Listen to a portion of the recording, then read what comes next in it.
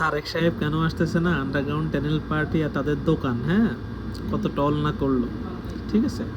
তো এখন বিষয় হচ্ছে কি, তারেক সাহেব আসার পরে তো যেভাবে তারেক সাহেব বাংলাদেশের মানুষের মন জয় করে নিয়েছে, বাংলাদেশের মানুষ যেভাবে তাকে ওনাকে প্রাধান্য দিচ্ছে, আন্ডারগ্রাউন্ড টানেল পার্টির তো এখন আসলে পাতলা পায়খানা হইতেছে।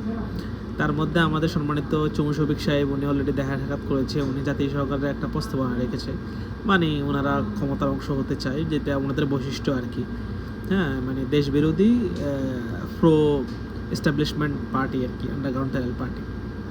যাই হোক, কিন্তু দুঃখজনক বিষয় হচ্ছে গণ অভ্যুত্থানের পরে তাদের এক্সটেনশন, হ্যাঁ, তাদের এক্সটেনশন বা দোকান আপনি যেভাবে বলেন না কেন, সেটা হচ্ছে এনসিপি, তাদেরকে ভগর ভগরের কাজে কিন্তু আন্ডারগ্রাউন্ড টানেল পার্টি খুব ভালোভাবে ইউজ করেছে, ঠিক আছে।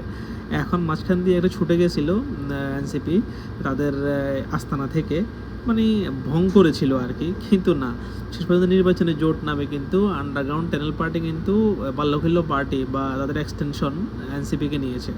আপনারা ইতিমধ্যে দেখতেই পাচ্ছেন, আমাদের হাসান আবদুল্লাহ, উনি বহুত বড় বিপ্লবী আর কি। যাই হোক, তো উনি এখন কিন্তু বকা বকা শুরু করে দিয়েছে, পড়াশোনা এই করেছে, পড়াশোনা সেই করেছে, তার এক সাহেবকে ডেকে নিয়ে এই করুক সে করুক, মানে শুরু করে দিয়েছে।